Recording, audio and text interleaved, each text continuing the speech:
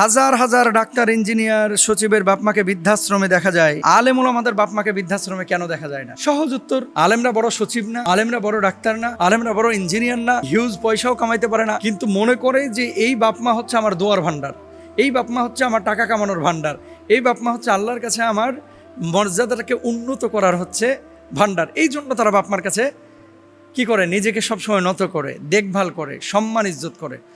বাপমাও তার জন্য দোয়া করে। এবং বাপমাকে যদি কেউ এই ধরনের রেসপেক্ট করে, সম্মান করে, সেই বাপমাকে বৃদ্ধাশ্রমে পাঠানো মানে নিজের জান্নাতকে বৃদ্ধাশ্রমে পাঠানো।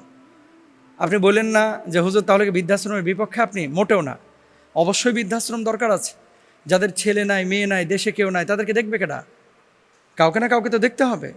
এখন তাদেরকে দেখবে হচ্ছে বৃদ্ধাশ্রমের এই যারা দায়িত্বশীল তারা।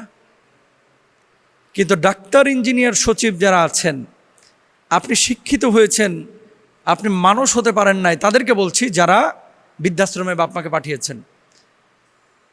নামাজ পড়া যেমন ফরজ, রোজা করা, হজ করা, জাকাত দেওয়া যেমন ফরজ, বাপমার খেদমত করাকে আল্লাহ রাব্বুল আলামিন তেমনই ফরজ করে দিয়েছেন। এই জন্য কলিজার টুকরা ভাইয়েরা, বোনেরা, প্লিজ বাপমাকে নেগলেক্ট করে, বাপমাকে বৃদ্ধাশ্রমে রেখে আল্লাহর ঘর মসজিদে সিজদা দিয়া জান্নাত খোঁজা, এটা পাগলামি। কারণ নামাজ পড়া যেমন ফরজ, বাপমার খেদমত করা তেমনই ফরজ। আজকে আমি মানে অনেক মানুষকে চিনি ইউরোপ, আমেরিকা এবং বাংলাদেশে, যারা বাপমার দোয়ার কারণে আজকে এত বড় বড় জায়গায় তারা চলে গিয়েছে। শুধু নাগরিকত্ব না, কিন্তু লাখপতি থেকে কোটিপতি হয়ে গেছে মায়ের দোয়ার কারণে। এমনও লোক পেয়েছি। তাকে জিজ্ঞেস করেছিলাম যে ভাই, আপনার এই উত্থানের পেছনে কারণটা কি? তিনি এক বাক্যে জবাব দিয়েছিলেন, হুজুর আমার মায়ের দোয়া। এই জন্য আসুন বাপমার দোয়া নিই, বাপমাকে সম্মান ইজ্জত করি, বাপমাকে ভালোবাসি। আল্লাহ তাআলা তৌফিক দান করুন, আমিন।